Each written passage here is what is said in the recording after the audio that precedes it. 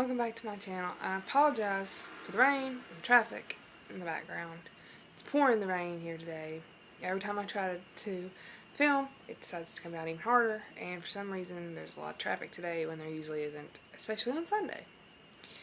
So, anyway, I want to come on here and talk about this place that I know that is extremely haunted, that is right down the road from me. I've investigated it multiple times, and I honestly was excited to get into it and talk about it today because I'm a history buff to the max, and I love learning new things about the past. And for a long time, it is now just a cemetery. And but prior to it being a cemetery, in late, I think it said it started in 1879, was a coal camp called Barren Fork Coal Camp. There was the coal mine, the Till's farm equipment, tipple that brought the coal down and all of that good stuff. There was a whole community there.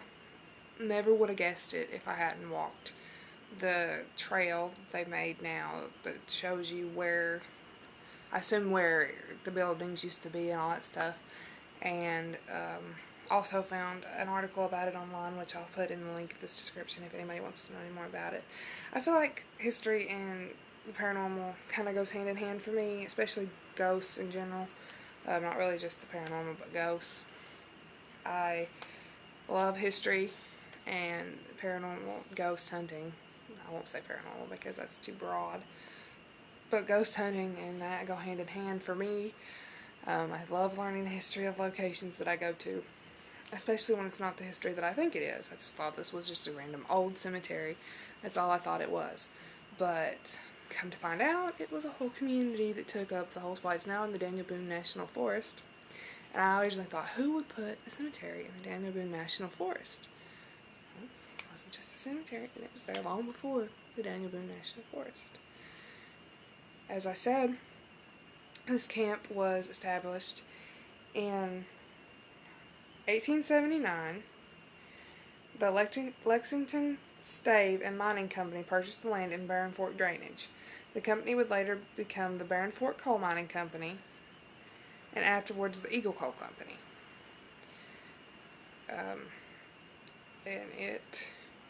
So it started in 1879, and it started out small, as most coal companies do. You know, the general store, all of that stuff eventually came. And in the 1920s, the Barren Fork Coal Camp was bustling with life and activity. The camp community included a school, church, cemetery, company store with a post office, coal tipple with scales, and a baseball field. It's all overgrown bush now except for the cemetery. That's the only thing that's left there. They do have signs up that tell you about the buildings and stuff that were there and whatnot, but yeah, I never had any idea that any of that had ever been there. Unlike larger coal towns, Barren Fork Coal Camp had no electricity except in the mines, so that's interesting. I did read a thing about them not having electricity, running water, bathrooms in their houses, but back then nobody had bathrooms in their houses. In that time frame especially. According to a 1910 federal census, 464 out of 514 Barren Fork residents listed Kentucky as their birthplace. Others came from the surrounding states of Tennessee, West Virginia, Ohio, and Indiana. Many of the camp's residents were the coal miners and other company employees, such as supervisors, mine foremen, and timekeepers. With the use of mules and other draft animals at the mines, teamsters, a stable boss, and blacksmiths lived there too. Fork's earliest residents were African American. They likely came to McCreary County in the 1870s to help build the Cincinnati Southern Railroad. So that's part of how Barren Fork came to be, was in the late 1800s, railroad companies built main rail arteries through eastern Kentucky where none had existed before. Yeah, And it says, during the 1870s, the Cincinnati Southern Railway's construction of the main line through southeastern Kentucky connected a once remote region to the industrial world. And then in 1879, that's when Barren Fork became what it was. And by the late 1920s, mining became less lucrative due to a fall in coal prices and attempts by Kentucky miners to unionize. The Great Depression had gripped the nation, which also forced many mining companies to close. In cases, mining towns disappeared completely and as the companies salvaged their structures for use elsewhere. Is that what happened here? In 1935, after miners voted to join the Union of the United Mine Workers of America, the Eagle Coal Company closed Barren Fork to mining. At the time of its closing, Barren Fork and the larger Stearns mine nearby were among the few mines that remained operational in the area. So as far as I know, we had 3, there might have been more, but there were 3 mines that operated, well, 3 companies that operated them, or mines or something. Barren Fork is the newest one that I've heard about. There's Mine 18 or Blue Heron, and there is Barthel Coal Camp. Barthel and Blue Heron are right on top of each other, so I assume they might have been owned by the same company, but I'm not really sure about that. And then Barren Fork, there might have been more. I live in southeastern Kentucky, so I'd say there was a lot of mining done around here, and that's part of the reason why the county that I live in now is in the way it is now, because there's a lot of counties out here that had booming days during the mining times, and then when mining cut, it cut all the county's resources. So McQuarrie County is quite poor county. We just went wet, so beginning of the year, so I think that'll help. But anyway, the present day at Barren Fork. Today, the land where Barren Fork Coal Camp once stood is part of the Daniel Boone National Forest. The camp's 2-acre cemetery is the most visible remnant of the remains, and it is. With many family roots tied to the former mining company or community, the local people continue to use the cemetery. Yeah, there are some newer graves. I think it says it was established in 1859. I'll have to look and make sure, but I think that's what it says. If you look closely, you can see the traces of the coal camp along the ridge top. You cannot see anything through those trees. I tried. It's such a thick and dense forest now, you cannot see anything. I don't know when this was typed up, or anything, but they can't see anything through the trees. An interpretive walking trail is developed for today's visitors to Barren Fork. I do have clips of that, and I will put that in the beginning of this video, so you should have already seen it by now. And the trail follows much of the old railroad from the tipple to the pond and is accessible to people with disabilities, so if anybody wants to go see it, they can.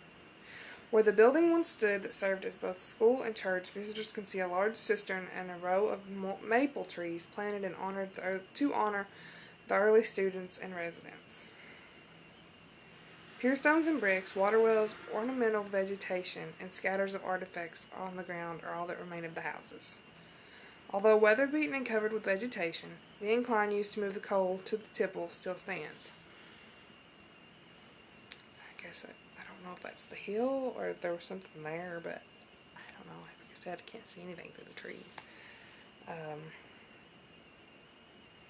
Several mine shaft openings remain scattered along the railroad fork near the center of the earliest camp. Mine openings in the hillsides and the old railroad bed are visible east of the camp.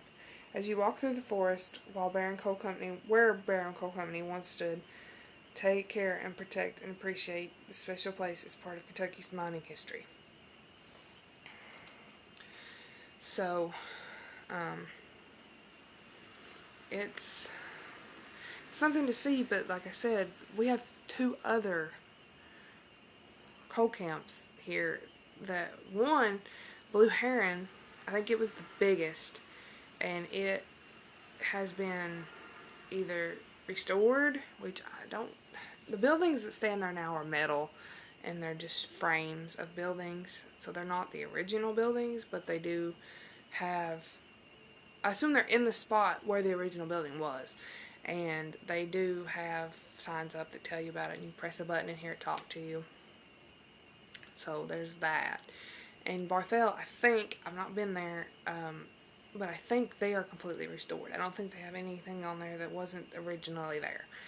And there are some houses down at Blue Heron, I think, that were restored, because they sit up from where everything else is at. So I think they were restored. So I cannot figure out, unless, like it said, they moved it to another spot, the buildings that were there, because the other two have been taken care of, either rebuilt or restored. So I don't really know what happened. The pond is the only thing besides the cemetery that is still there that you can see. And I tried to get a good shot of it, but it's in the trees. And other than walking out to it, which I was afraid to do because of snakes and things like that. I also want to investigate that trail because I feel like there could be some things out there.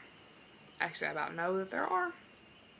Because one night, I took my littlest cousin with me. Jake, you've seen him before if you've seen any of my other videos. And we went out there. It had been 2 years, I think, since I had been back. So it was probably about 2 or 3 years ago. It was cold. It started snowing while we were there, so that was interesting. But I'm not really sure what month it was in, but it had just gotten cold. It's probably October or November, somewhere around there. And we just got out of the car. We didn't even make it probably 100 feet. It was freezing, and all of a sudden, out of nowhere, down in where that trail is at, we heard heavy machinery like it had just turned on, and then seconds later turned itself off. Now granted, the main road is right over here, probably about a quarter mile through the trees, and there was no road construction or anything for that, and it was dark, and construction usually ends 6 or 7 o'clock in the evening, before it gets dark. And it just freaked us out so bad we just got back in the car and left. And I haven't been back much lately. I've been back 2 or 3 times this year, I think. When I first started going back, I thought, and I'll get to why I think it's not happy. I don't think it's evil. I just think that it's very angry. And I understand why now. But I've only been back 3 or 4 times this year, and when I first started coming back, whatever was angry either was hiding, didn't want to show itself, whatever. I have a video on here already called, I think it's called Returning to the Scariest Place I've Ever Been, or something like that. And we didn't even get out of the car, but I wasn't getting anything, I wasn't getting any vibes. So let's go back to the very first time that I stepped foot on this property. My sister's boyfriend knew about it. I didn't even know it existed. It was probably about 3 years ago. And he told us about it. He said there was supposedly this little girl that haunts it and whatnot, stuff like that. So I didn't think anything of it. And at that point in time, I didn't have a video camera. I just had my camera and my phone. And that was about it. I didn't have much of any equipment at this point in time. So we got out, and it makes a circle. And we walked the circle, and we got about halfway around the circle, and I told my sister to start taking pictures of the cemetery. And as soon as she did, my phone lit up with its flash, and there was an entity, a full-blown apparition, full-bodied apparition standing there in the cemetery. I still remember it to this day. She is burned into both of our brains. We saw it through a phone, but as soon as it flashed and went away, all you could see on my phone was like a smudge from thumbprint or something because it disappeared before the picture was even taken. So we saw that there. That's the only thing I've really ever seen there. Most of it's audible or something like that. And then there was one night, this is why I hadn't been back in a long time. There was one night, my uncle, his girlfriend at the time, and me and my cousin went out, and my little cousin, my uncle's little baby, he was little bitty then, and we went out, and we went to mine 18, Blue Heron, and we got a little bit of, I think there's just residual there. I don't really think there's much of anything intelligent. I've never really been able to make contact with anything intelligent at mine 18, but anyway, we left there, and we went to Barren Fork. We left and went to Barren Fork, and we got out, and we got about a quarter, maybe, of the way around the circle, and my uncle started feeling whatever was there was evil. I think it's just angry. I don't really think that it's evil, but it did take over his emotions and make him want to leave, and make him want to hurt his then girlfriend. And so we left. And I'd like to note that my little cousin, who's probably a year old at this time, was crying and screaming the whole time we were there. The entire time. Like, he saw something that we didn't see and he didn't like it. He didn't do that at mine 18. He was calm, collected, normal baby. And then we get there and he's screaming and crying the entire time. So, yeah, I just wanted to note that. But anyway, we ran and got in the car and left. And I didn't think that it was a good idea to go back. So I waited a long time, and I decided, why not go back?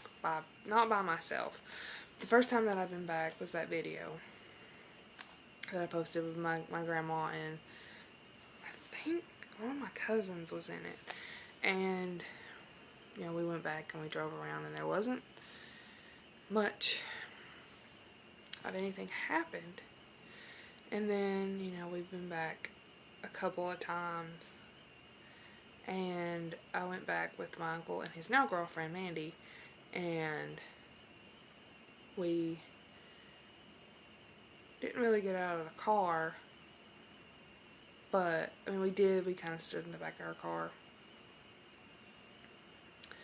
and she started getting those feelings of anger, wanting to leave, needing to get out of there. I think whatever it is doesn't want anybody there. It's angry, and it just wants to be left alone. It felt like it's dealt with enough. And I think it's angry and it doesn't want anybody there because none of the buildings were salvaged. Where it existed for however many years it was there, where it lived, is no longer there. I think that is why it's angry. And I would be angry too if all of a sudden one day the entire town that I lived in, grew up in, worked in, whatever, was just gone. There's nothing there. Like I said, the pond and the cemetery is the only thing that exists anymore that shows any signs that it was even there. So I understand why it's angry. I do believe that that's why it's angry. I do believe that's why it doesn't want anybody down there. It's trying to tell us to leave because it doesn't want any more destruction to happen. And it's just wants to be left alone. So, because it just makes you angry, it makes you want to leave. And that's only ever happened to those two. When I went with my sister and we saw that, we finished the loop. But that night we got in the car and we left because she wasn't feeling good, and I blame her for wanting to leave. And then another night we went back. This was just a few nights ago. We went back and we were sitting parked and, trying to run an EVP session or whatever. And all of a sudden something smacks the roof of the car. I think I have video from when this happened. If I do, I'll insert it. But yeah, something just like hardcore hits the roof of her car. And so we move, And my uncle's like, I gotta drive around, I gotta see if there's an acorn or something, which it hit a lot harder than anything just falling from gravity would hit. It was like, bang. Help me enough. I hate this fucking place. I really want to get out and go see my papa, but nope, I'm good. He's right there. We can see. What the fuck was that? What even was that? I don't know. Oh my god! Hard, and I just think it doesn't want anybody down there. It's done being messed with. It wants to be left alone. And I completely understand why. I also caught that night we got ran out. When my uncle was filming it, I caught an EVP telling me to get out. I don't have it anymore. It was on one of my phones. That's where I caught it, and you could barely hear it, but it was there. Because like I said, this was a time before I had any equipment. Well, I had a little bit that came in a ghost hunting kit, but most of it wasn't really useful. Yeah, that is my thoughts on Barren Fork and, you know, the history behind it. But anyway, thanks for watching.